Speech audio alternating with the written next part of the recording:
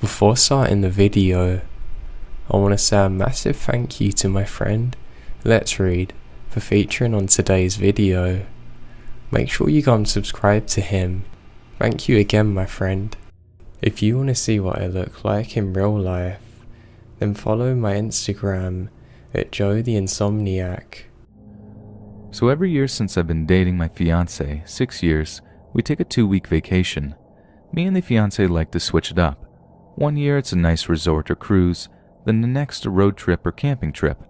So last summer, we had it in our minds to get in our SUV, load our things, the doggo, go across our state to Nevada, see a bit of Nevada, then to Northern California. We have rules on these road trips. We have to stop at every roadside attraction, and staying at crazy hotels and motels are a must. So when I discovered there was a clown museum in northern Nevada in a town called Tonopah, I knew we had to stay there. Why? Well, fiance hates clowns, like despises them, and that meant we needed to stay there. I made reservations for one night, and when we got into Tonopah, we dropped Doggo off at a friend of ours for the night.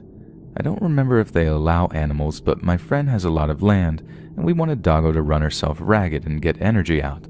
So we pull up to this motel, and there's a ton of truckers, some bikers milling around.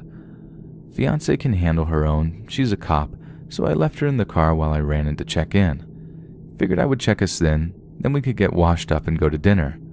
I go inside to check in, and that is when this big, burly lesbian trucker makes her way up to my fiance. I come out after securing our room key and see her bent over by the driver's window, wearing her cut-off flannel shirt, Levi jeans, and would look like genuine rattlesnake crap-kicker cowboy boots. I saw my fiance wearing her. I'm trying to be nice, but I'm losing my cool face, so I clear my throat so I can get into the vehicle. She turns around, sneering as she looks me up and down, toothpick jutting out of a mouth that hadn't seen a dentist in quite a while. "You sure skinny here is satisfying your needs?" She cackled her fetid breath in my face, while my fiancé exclaimed that I satisfied her just fine. So she shrugs and saunters over to the group of other truckers. I sigh in relief and we go to our room. I'd like to say that that is the last we saw of her and leave the story at that, but that's not the case. That night we are in bed, after a round of nocturnal activities. I'm smoking a cigarette, mindlessly shuffling through the few channels, and fiancé is browsing the web. There is a knock on the door. We ask who it is, and I hear someone running away from the door. I get out of bed, wrapping a towel around my waist, and stick my head out of the door. No one. After that, there wasn't any more knocks, so we went to bed, and woke up early the next day. As we were pulling out, I noticed a semi following us. I chalked it up to someone pulling out and shrugged it off. However, when the semi still follows us as we head out to my buddy's farm, we start getting creeped out. I am about 3 minutes from turning onto my buddy's driveway. He has lots of land and a long driveway.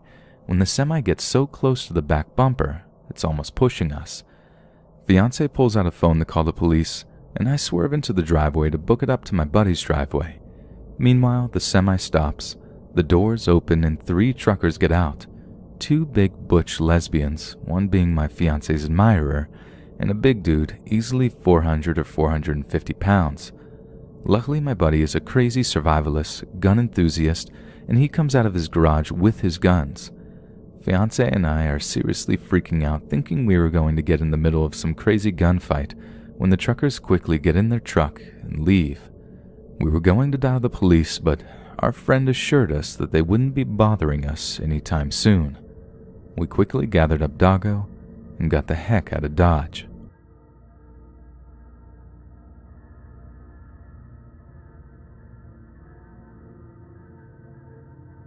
So it's a Sunday.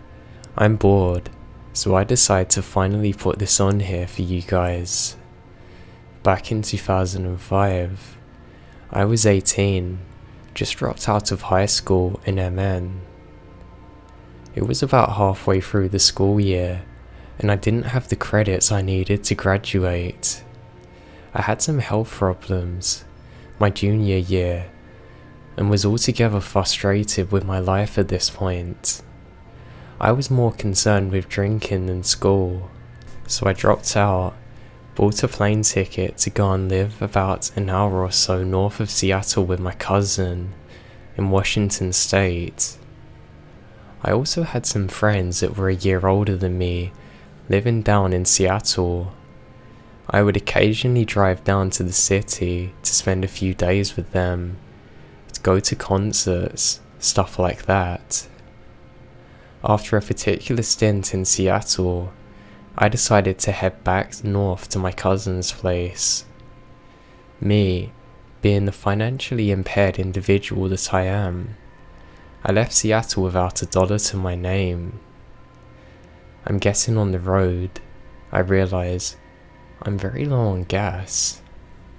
I figure I'll make it though, but of course, about 20 miles short of my exit, the car that I'm driving begins to putter. Luckily for me though, I'm coming up to a rest area, so I pull in and go to the payphone to begin to call the very few contacts I know in this state. I had no money, so I had to call collect. So, I get a hold of my cousin. He happens to be about 3 hours away in his hometown, and drunk no less. No luck. That's when I call his girlfriend. She never answers. Everyone I know in Seattle doesn't own a car. I'm kind of host. My friend calls and says that he's in the hometown in the morning and he can pick me up on the way. So it looks as though I'm spending the night at the rest stop. So I get settled in, recline my seat, using my hoodie as a blanket. I'm there for about a good 20 minutes when a van pulls into the rest area. It's one of those Chevy vans. The van parks and out gets your typical creeper, about 5'4", pudgy, balding, thick glasses. The creeper begins walking around the parking area, glancing into all of the cars that are parked. There's about 3 other cars at the same time. He walks slowly, right in front of my car, and just stares me down for what feels like hours. At this point, I'm pretty sure my future involves being referenced in a documentary about serial killers. So, the creepy guy gets back into his van and parks it so he's directly behind me on the other side of the lot. I am parked facing the bathroom area. He's now facing the woods. At this point, I'm no longer reclined and relaxed. I'm now sitting quite awake. I'm not taking my eyes off this idiot. I can look in my side view mirror and see him at his side view mirror just staring. This goes on for about 2 hours. He occasionally gets out of his van to go stand in the woods in the darkness. I could tell he was watching me because I could see the cherry on his cigarette light up as he would inhale.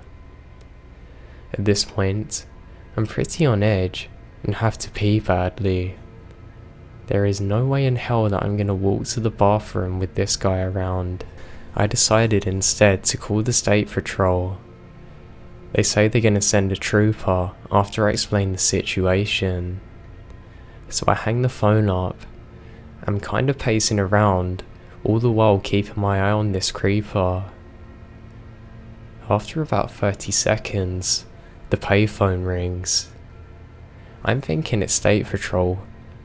I answer. Hello? Caller. Do you want to get sexual? I don't reply. Then they say, let's get sexual. I say hell no. I slam the receiver down. I really don't know what to think of this. The creeper has a payphone number and is calling me up from the woods. I am terrified at this point. Kind of froze, but ready to run 1,000,000 miles if necessary. I've got my eye on the woods. The phone rings again.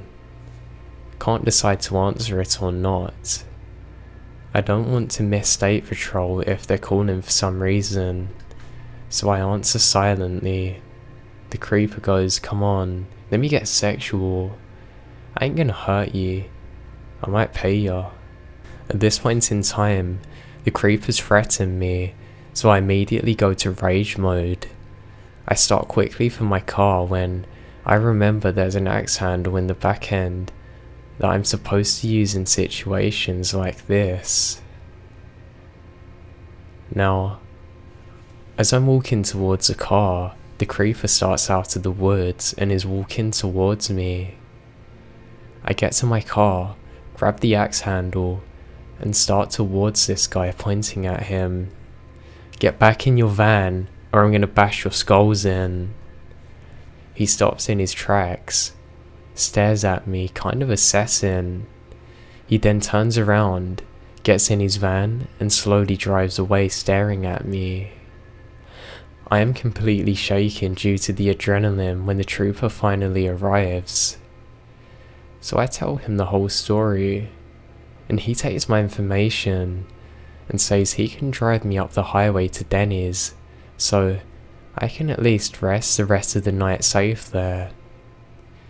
He says if we can go first to go to the other side of the highway to see if the guys just switched areas. He might be at the other rest area. I said sure. We pull into the rest area, and lo and behold, the van's there. The trooper approaches the van and is talking to the guy for another 5 minutes. I can tell the trooper's given him a 3rd degree, sticking his finger in his face, raising his voice. The trooper then returns to tell me about the situation. Apparently, there's nothing he could do to charge the guy at this point in time. The guy doesn't have a license. He claims a friend dropped him off. He was waiting for him to return. The trooper told him if he was still there when he passed back though, he would be arrested for trespassing, and also that if any other troopers saw him, he would be arrested for not having a license. The trooper also told me that he had several pairs of binoculars. He had a big bag of candy as well. So I get dropped at Denny's, and my cousin eventually picks me up. I tell him the story. We have a good laugh being able to look back on it. We go back the next day with a can full of gas to get my car. End of story. Nah. We arrive at my car, and there is a note under my wiper from the creeper. It was written in the form of a poem. I don't remember exactly how it went, but it's along these lines. You should have shut your mouth. Somebody should have taught you not to snitch. You're gonna regret it. It went on for several pages, but I can't remember more. The guy had cut all the brake lines and everything. He was trying to stop my car. We called for the troopers again. They came and took the note and took some information. It wasn't even my car. A friend of mine had been visiting from NN and wanted to buy a car and road trip back to MN. He decided against it and left the car and said I should use it. He would make plans to get it later. I didn't stay in Washington much longer though. I spoke to an investigator once more, but nothing ever come of it. I don't know why. They knew who the guy was and everything. I was over it and wanted to move on. For the short time I was in Washington after this, me and my cousin were pulling to every rest stop we passed hoping to find him, but we never did.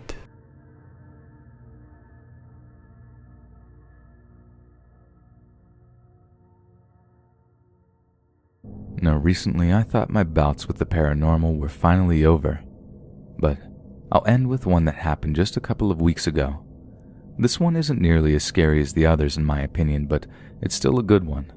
It's common knowledge that truck drivers often have CB radios installed. They're usually used, or at least in my case, to communicate with other drivers and let them know of any traffic accidents and road delays. Us drivers like to look out for each other. This night in particular, I was having a full-on conversation with someone. I guess they were around 10 miles ahead of me at the time, and he was giving me a little heads up about a rollover that was being cleaned up. A rollover being a car that careened off the road and flipped. I thanked him and continued on with the conversation. He interrupted me at one point though. His voice had changed from passive and bored to scared and alert. He explained that he had just pulled over at a rest stop, one that I was about 8 miles from and had just seen a sign for, and there was something walking around out there. He said he had planned on sleeping after being on the road for 8 hours with no break, but now he was afraid to get out or even try to go to sleep. "I need to keep this thing in sight," he said. That really freaked me out. I told him to just chill out. I'd be there soon and we could take shifts if that made him feel better. He said sure, but then he began describing it. According to him, it looked almost human. Its head was too small and its body too long. It was completely naked, but he couldn't see any genitals. The skin that covered it was a light gray, seemed wet, and was stretched tightly around its body, leading to extreme definition around the bones. It looked around the rest stop, seemingly sniffing for some type of meal. When it found one, my radio buddy got off long enough to vomit. When he came back, he said the thing ripped the head from a small rabbit and went about devouring it basically whole. Finally, I made it to the rest stop and tried to park as quickly as I could. I looked all across the tree line for this thing that my radio friend had described to me, but I couldn't see it anywhere. Then out of nowhere, I heard 2 gunshots fire out. I looked all around again and saw a driver, assumingly the one that I had been speaking to, firing at something that was now making off into the woods. The way it ran was similar to a quadruped, but its gait was off. I'm not sure how to explain it. I jumped out of the truck and ran over to the guy, making sure to make myself known. We met up and explained that he had finally given in and decided to try to make it to the bathroom. As he was coming out, this thing was standing a few feet from the door and hissed at him when he had stepped out. As soon as it started coming toward him, he pulled out his 9mm and fired at it. I believe it landed somewhere near its lung, according to him. The small trail of black, inky-like liquid leading to the woods solidified that.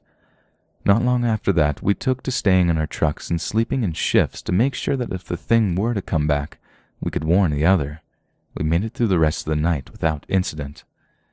That's another story where I'm left totally confused. I have never seen something like what he had described. I'm not aware of any kind of animal who has black blood. The whole situation was incredibly strange. That driver and I actually stayed in contact for a short amount of time after that, but we eventually went our separate ways. Our paths still cross here and there, though. We use those moments to reminisce and try to get an idea of what we had to deal with that night. Well, I've got to get back on the road. I hope you guys and gals get a kick out of some of these. I still haven't made sense as to why I'm so attracted to the paranormal. Or rather, why it's so attracted to me. But it was a lot of fun to finally share them with someone other than my wife. I'm sure she gets tired of hearing about them and the nightmares they cause.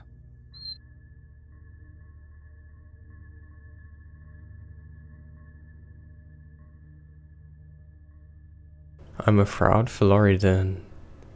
At the time of this story, early 2000s, I was going to college in South Florida and lived with my family in my hometown in the Florida Panhandle. It's about a 7-hour drive up through central Florida to get between the two places, so I mostly only went home for holidays. It was a Thanksgiving in my junior year, and I was excited that I managed to rearrange my midterms to be able to leave campus 3 days ahead of everyone. I was expecting to beat the masses of traffic and hoping for a quick trip back home. My roommates wanted to have a last meal together before we all left for break, so I ate in the campus dining hall at around 4 PM, and I set off on my journey around 5:30. Around 10 PM, I just passed my 2/3 mark, where I always stopped at this little mum and pop type diner by the side of the highway to grab a quick snack, use a restroom, call my dad to let him know I'm okay. Well, I hadn't been there since summer. The place was out of business. So a little bummed out that I wasn't getting my chocolate chip pancakes, I just kept on going. There really wasn't much built up around there at the time. So when I saw signs for a rest stop in, of all places on God's green earth, some town called Alasia, I went for it. So I went and parked directly under the streetlight for safety and used the facilities. I called my dad, etc. I didn't see anyone else there, except for a very exhausted looking woman who approached me asking for directions, saying she was with her husband and 2 small children from Virginia, and they had made a wrong turn trying to get to Disney. So I left the rest area and was walking back to my car when I noticed a beat up, unmarked grey bluish work van parked this close to the driver's side of my Civic. Yeah, okay, that's pretty weird. It had Florida tags on it, so it could have been the ladies who I spoke to in the bathroom. I distinctly remembered she said she's from Virginia. I turned around and hightailed it back to the rest stop, promptly running into some random middle-aged guy with 2 boys. Getting to talk to him, it turned out his wife and I had spoken, and I left comfortable speaking to him. I told him what was going on with the van and how I didn't know what to do. He said he's going to check it out, so he left the kids with his wife and started up to the driver's side of the van. He stood there for a moment before speaking. His voice was quivered. We could still hear him yelling from 100 feet away. "Excuse me, gentlemen. We already called the police, so I'm gonna have to politely suggest you get out of here." And then he ran back to us, grabbed his wife and kids, pointed to me with a swift "you," and said, "Come, let's get in the car now." We ran together. So, here I am, confusedly sitting in the back of the stranger's SUV, while he went to use the payphone to call the police. Meanwhile, the van peeled out of there like I've never seen it get out of there before. They ran up on the curb on their way out, burned rubber. The cops got there and found out what happened. The man went to go check out the van. He could see in it pretty well because I parked under the streetlight. The first thing he noticed was that all of the seats except for the driver's seat had been removed. There was a guy sitting in the driver's seat and a guy sitting in the back, a tarp laid out in the back, and a bunch of other random items back that he couldn't identify immediately. Neither of the guys were reading a newspaper or a map or anything. Apparently, they're just there staring at us. It still makes me feel sick thinking about it. So creepy guys in a van, I pray I never see you again.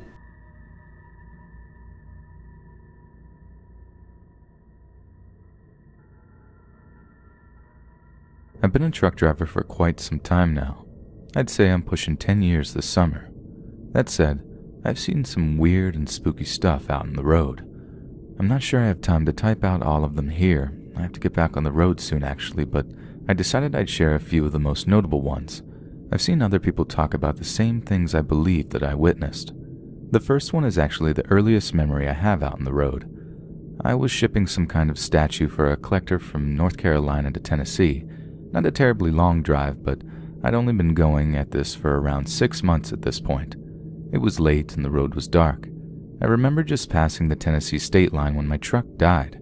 It didn't spit and sputter, it just shut off. The radio conked out, all the needles dropped to 0. I slowly came to a stop in the middle of the freeway. Believe me, I tried to get that thing towards the shoulder, but To my horror, the steering wheel had locked up as well. Once I was stopped, I stepped out and set up a handful of cones I had in the back around the truck to keep any late-night drivers from getting into an accident. Having no idea of what could have happened, I decided on calling the highway patrol so we could take care of this the correct way. After that was done, I'd call my client and let them know I'd be late. When I pulled out my phone, though, I had no service. I was roaming. I retreated back to my truck in hopes of using my Wi-Fi hotspot and getting in contact with someone that way. No matter what I tried, I couldn't get it to connect. I was out of options. Finally, I just decided I'd stand at the back of my truck so I could wave down anyone who may come by. I'd guessed that 5 minutes passed before my patience had worn thin. I was annoyed, confused, and losing more money by the minute. But when I pulled my phone out again to check the time, all that faded away. Instead of anger, I was just confused. According to my phone, no time at all had passed. That's when a feeling of being watched fell over me. I looked all around only to be met with large fields on either side shrouded in darkness. I began hearing something though, like a low mechanical hum. Great.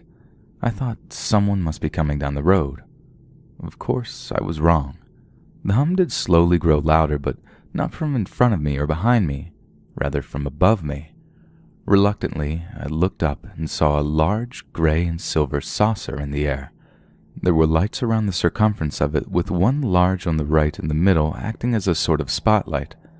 I felt my heart rate skyrocket, and my entire vision was enveloped in white right before I fell to the ground. When I came to, there was a woman placing her jacket under my head and telling me to not move and that there was an ambulance on the way. Soon they were there, and before I knew it, I was in the hospital getting checked out. I knew I couldn't tell them about the thing I had seen in the sky. They'd think I was nuts. Instead, I told them my truck malfunctioned, and when I got out to check it, I suffered a dizzy spell and must have passed out. They took it for truth, and after I was given a clean bill of health, I was sent home.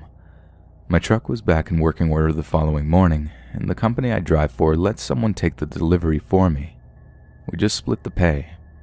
Despite all of the mysteries that I had been through, it was a fair deal, I suppose.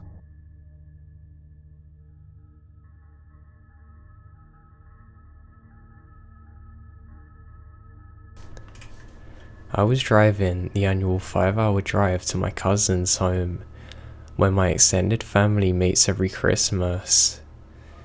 I just gotten out of class that evening, so I was about 3 hours in, around 1 or 2 a.m. I stopped by a rest stop because I really needed to go to the restroom. I've been to this restroom many times before, even since I was young, so it's always between my home and my cousin's. It's a little vacant, but usually around Christmas, there's a couple of families there in the day, then a few lone truckers or drivers in the night. Let me first describe the layout of the rest stop. It's somewhat forested by the road. It's almost laid out like a camping outpost. There's a square in the middle with some bulletin boards and vending machines. The front half of the squares, next to the parking lot, has a set of bathrooms, and the back half has another set. I parked there and noticed this time. It was not completely empty. It was late at night, but even the road was quieting down. There are no cars. Just felt really eerie. I walked from my car to get to the middle of the first half of the square, where I can see straight across, which was maybe 30 or 40 feet away. There I realized there was somebody really tall, like 7 feet tall. He's just standing away from the lamppost. He's literally just staring though. I don't know what else he could have been doing. I freeze. Think there's no possible way I can do anything against someone 3 times my size. I'm even more terrified on what would happen if I went in the girls' restroom and I see him there right at the door. So I turned around, started back to my car. He then starts walking in the same direction as me, keeping the same horizontal pace with me while moving a little more diagonally, slowly closing the gap. When he gets almost halfway to me, I run up to my car, too scared to even look behind me. I hear him running across the grass. I get in my car and back up as quick as I can.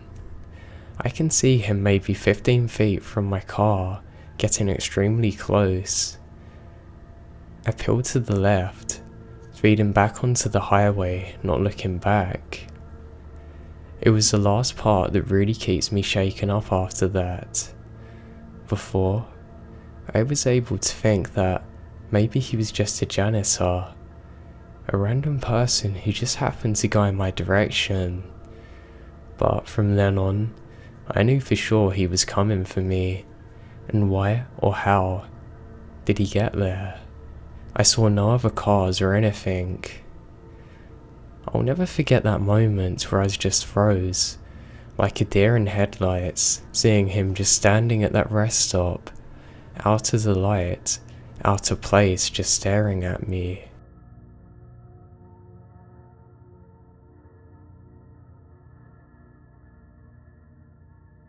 A few months ago, I was driving back to school from visiting my parents. It's about a 2-hour drive, so I usually keep myself entertained with music. I'm a 5'3", 21-year-old female driving my dad's little old pickup truck alone in the leftmost lane of a 3-lane highway, dorking around to music on the radio. Suddenly, I notice a semi-truck going the exact same speed as me in the rightmost lane. Embarrassed for getting caught in dork mode, I stopped singing and dancing and tried to speed up so he couldn't see me anymore. He matched my speed, which ticked me off a little bit, so I looked at the driver. To my surprise, he was smiling and waving. Thrown off, I kind of chuckled and waved back. Big mistake. He moves over to the middle lane to be closer to me, and now he won't stop smiling and waving. At first I played nice, waving back a little because semi-truck beats tiny pickup truck any day, but I was mostly focusing on getting out of this guy's field of vision safely. I tried speeding up as fast as my truck would allow, about 90 miles per hour, and slowing down as suddenly as I could without endangering anyone behind me, but he would just match my speed no matter what. If there was someone coming up his lane, he'd move to the right at the last possible second and pass them before I could slow down and get behind them. He has a lot more practice with reckless maneuvering than I do, so he has me trapped and he's using other cars to help him. The whole time he's smiling, waving, holding up the number 1 sign finger for some reason I still don't know, and rapidly losing any charm he once had. As this continues for about 5 miles, I get worried and call 911.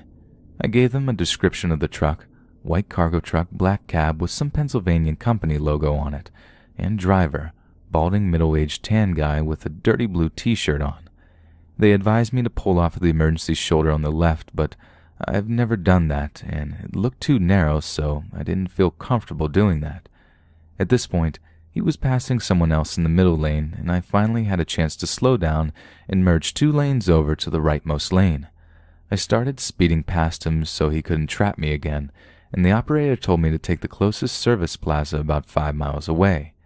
She said he probably wouldn't follow me, so I could stop there for a few minutes before getting back on the highway.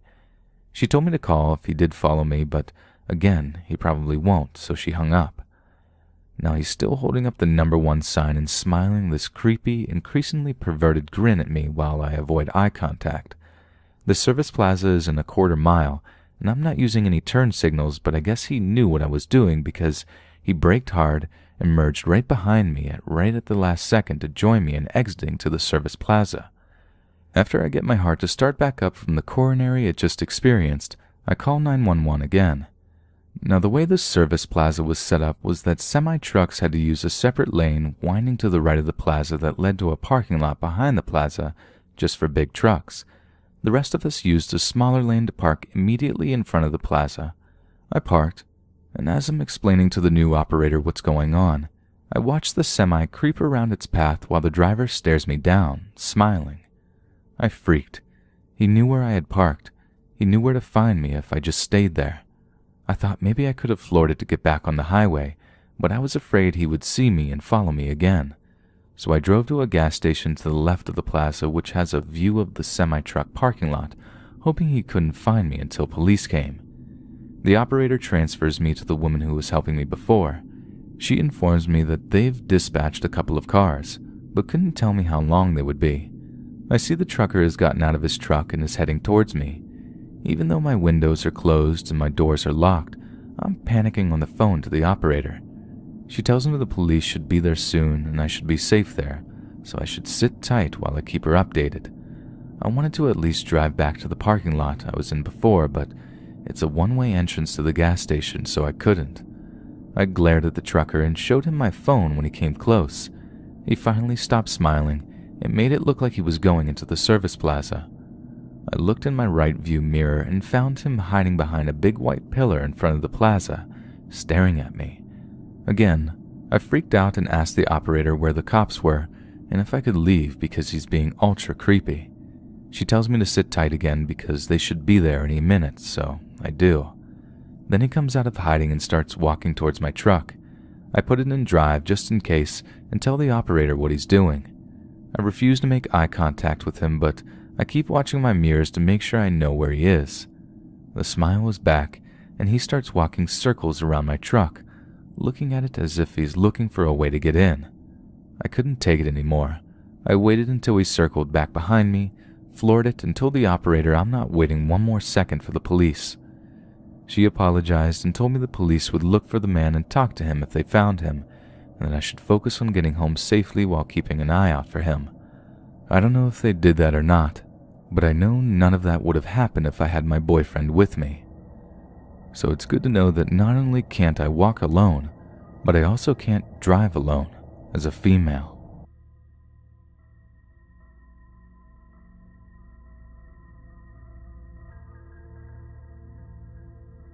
It took place sometime around 1995. I was about 2 years old, but my younger brother hadn't been born yet. My mum and father were travelling to Atlanta, GA, because my dad hadn't had a chance to move up in the company he was working for. Now my parents are young parents. They had been on the interstate all day, driving from South Florida, and I fussily awoke in my car seat, needing a change. My father pulled into a rest stop, right up to the bathrooms, and briefly looks around. There were no other cars or people in the site that we're at, so he stood outside to smoke as my mother unstrapped me from the car seat, proceeding to take me inside. My dad has always been paranoid, and always used, and still does, carry a weapon whenever he travels in case of emergency. He collected the gun from under the driver's seat and proceeded to alight smoke. As he stood puffing on the cigarette, he noticed a shadow detaching itself from afar. He realizes it's behind a poster with bulletins on it. Because of the angle he's standing at, he was slightly behind the car and hid from view from the man that was now walking across the parking lot. This man was a tall, skinny-looking white guy that dressed in all dark clothing, dark jeans, black hoodie, etc. My dad watches carefully as this guy slowed down around the parking lot, heading straight for the bathroom that my mum had just disappeared into with me. My dad casually stepped into the light and flashed a gun in his hand with a gentle shake of his head. Apparently, the guy stopped right in his tracks, stared with my dad. Somehow, he hadn't noticed my dad's presence in the car, possibly too preoccupied with watching my mum and I. The guy put his hands in the air and backed away slowly before hightailing out of there. My dad hollered for my mum and hightailed it out of there. This is one of my favourite stories of my dad. I'm so glad that he carried a weapon that day.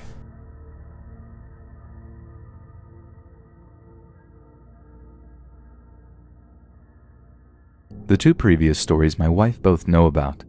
These two, however, have never left my mind. You all should feel lucky. The first takes place around the 5-year mark, so not too long after my encounter with the man at the rest stop. I was heading up to Michigan to drop something off when I noticed a man on the side of the road. The roads were fairly quiet that night, so I could see why he would go unnoticed. He didn't have his thumb out or anything. He was slumped over the guardrail. I'd say I was about 100 yards from him and could make out a hoodie and some type of liquid glistening from the light from the headlights. I had all intentions of trying to pull over somewhere and help him, but as I approached, his body lifted up and sort of dragged itself the rest of the way over the rail. It's hard to explain how unnatural it looked.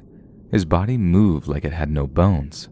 Before I knew it, he was making his way straight into the road. I blew my horn, rolled the windows down, and screamed, but he just stood there directly in the line of fire. A split second passed where I knew I would be responsible for someone's death, that I would take someone out of someone else's life forever.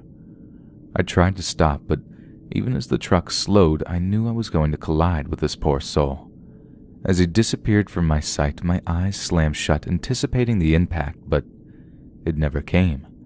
I told myself he'd jumped out of the way and was okay, that I had nothing to worry about because he was obviously not hurt, aside from whatever injury he'd sustained that put him in the position he was in. The truck finally came to a stop, and I immediately jumped out to see if he was okay. Man, I looked all over for that guy, but he was nowhere to be seen. I walked up and down the highway for at least half an hour, calling out and asking if he was all right. I looked by the guardrail as well, but it was pointless. This guy was nowhere to be seen. I still don't know where he could have went.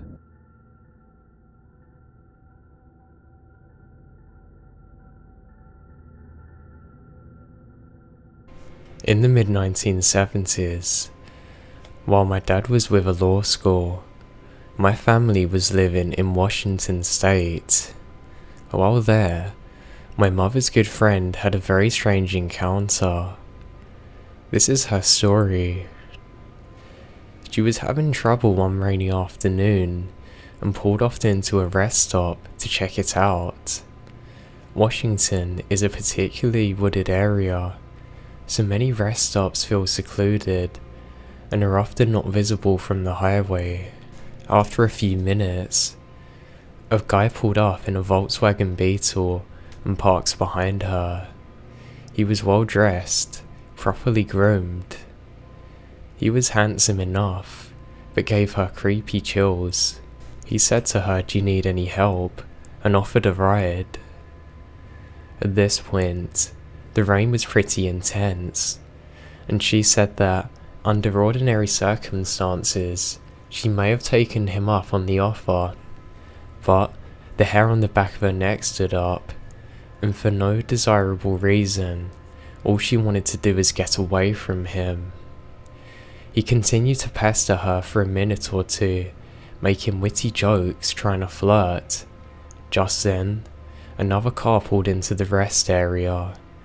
The man quickly said goodbye and calmly walked back to his car, pulling away slowly, smiling at her. About a year or two later, she recognized a picture of him on the news as a man who recently got caught and was suspected of multiple murders across the West and Northwest US. It was Ted Bundy. I don't know a lot about him, but from what I understand, it was not uncommon for him to lure women into his car